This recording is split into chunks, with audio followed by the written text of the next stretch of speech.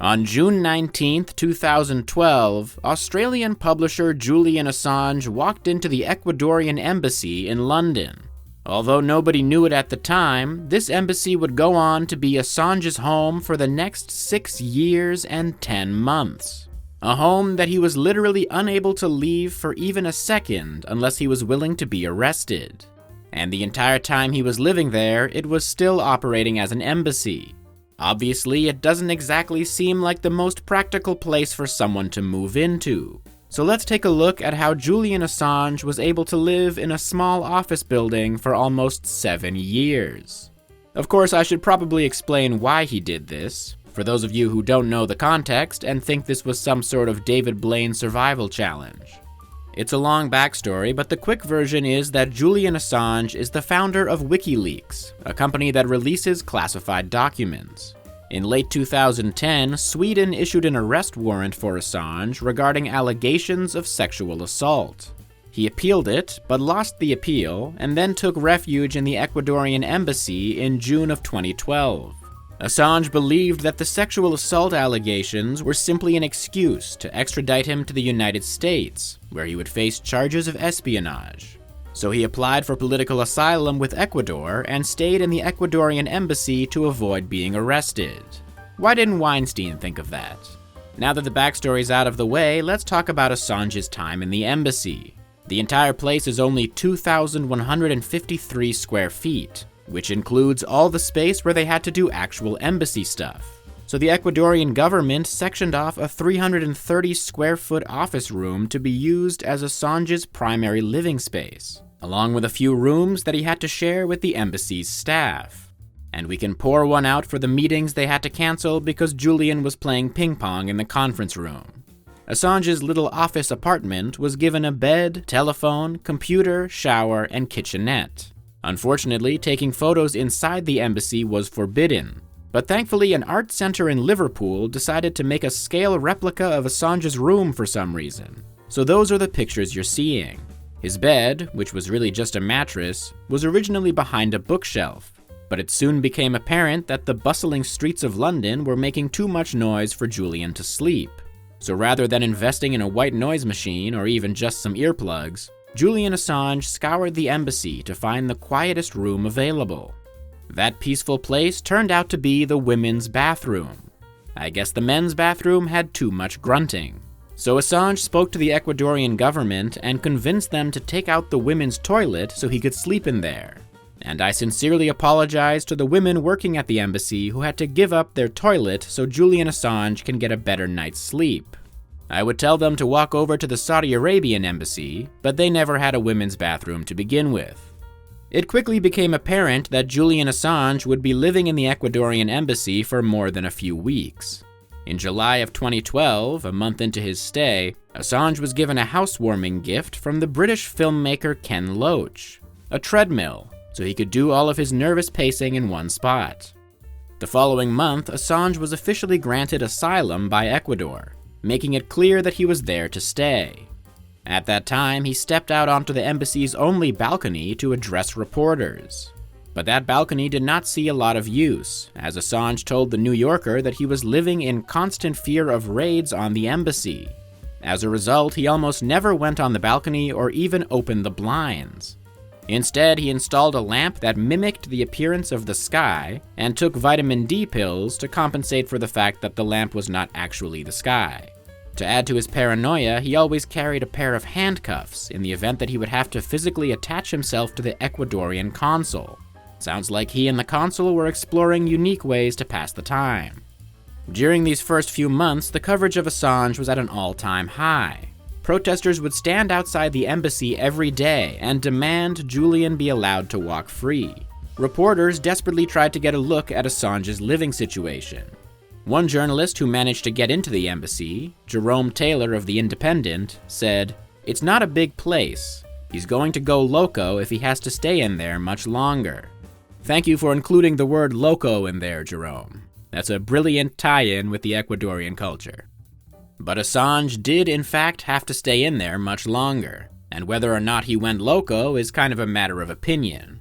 By September of 2012, he was already reminiscing to the Daily Mail about life outside the embassy, saying, "I miss an open horizon, putting my toes in the sea, going fishing, climbing a mountain." He didn't say anything about sleeping in an actual bedroom, so I guess the women's bathroom was treating him well. The good news for Assange is that reporters were not the only ones trying to visit him. A number of celebrities also made contact with Julian and stopped by the embassy to give him some company. The first celebrity guest was Lady Gaga, who visited the embassy in October of 2012. But she was only the beginning of an extremely bizarre collection of famous people who chose to meet with Assange over the years. Among them were actress Pamela Anderson, civil rights activist Jesse Jackson, fashion designer Vivienne Westwood, and footballer Eric Cantona. Here's a picture of Assange working out with Cantona, although it looks more like Cantona's working out while Assange takes on the valuable role of treadmill spotter.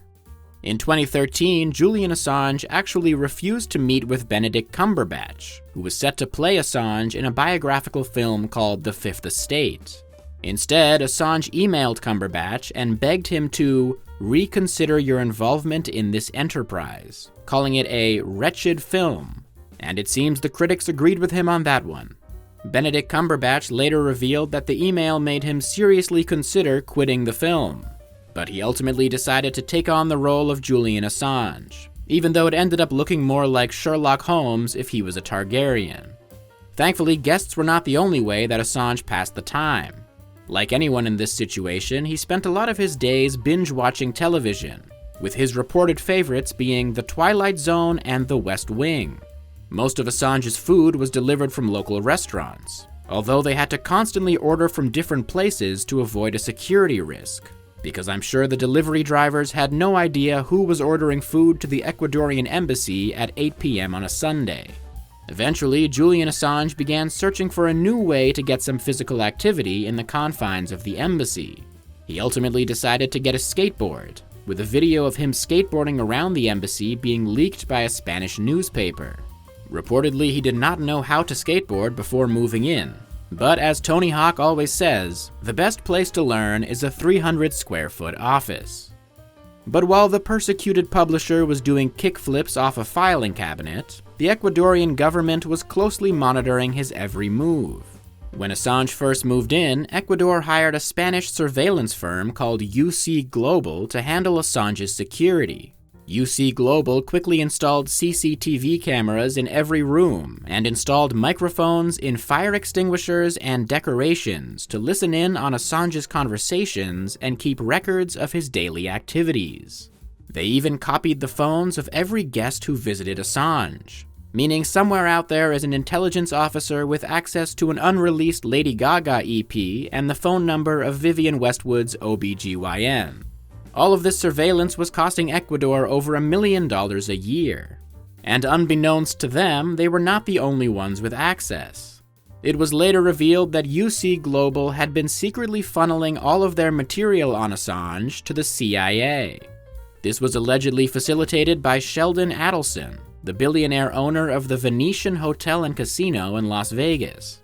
The head of UC Global would travel to Vegas and hand the material off to a member of Adelson's security team, who then passed it on to the CIA.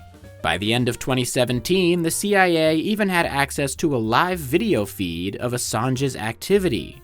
And just in case that wasn't enough surveillance, the embassy was also being heavily monitored by the British government, who stationed police outside the embassy 24/7 to ensure that they would be able to arrest Assange if he ever decided to go for a midnight stroll through the streets of London.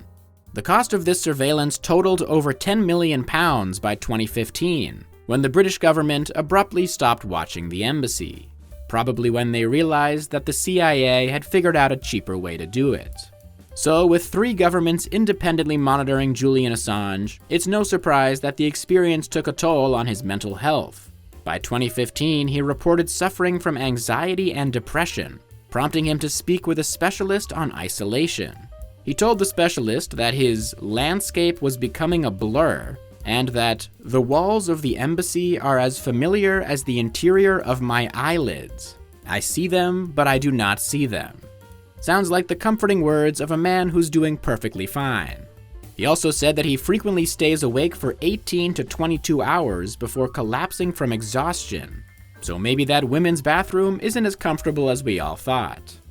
Perhaps in an effort to save his mental health, Assange got a cat named Michi in 2016. He then made a Twitter account for the cat, @EmbassyCat, to offer a glimpse into Michi's life.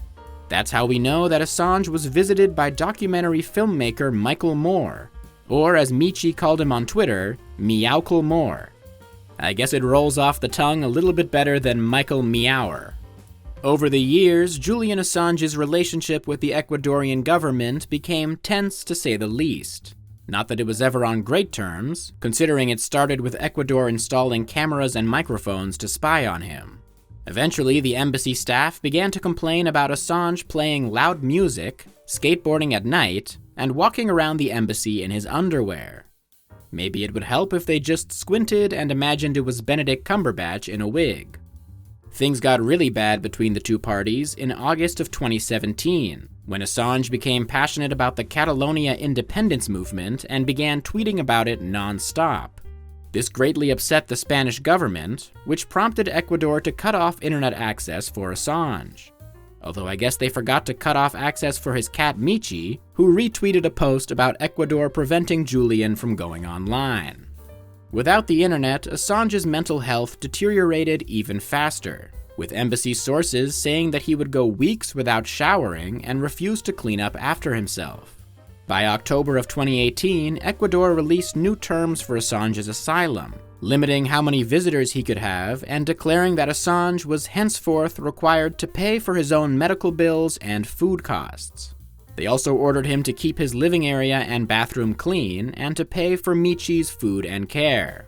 Assange responded by suing the government of Ecuador and, in an act of defiance, reportedly smeared his feces across the walls of the embassy, which has to be the point where both parties realized that this couldn't go on for much longer. And indeed, on April 11, 2019, Ecuador revoked Assange's asylum. The president of Ecuador said in a speech, "We've ended the asylum of this spoiled brat, and from now on we'll be more careful in giving asylum to people who are really worth it."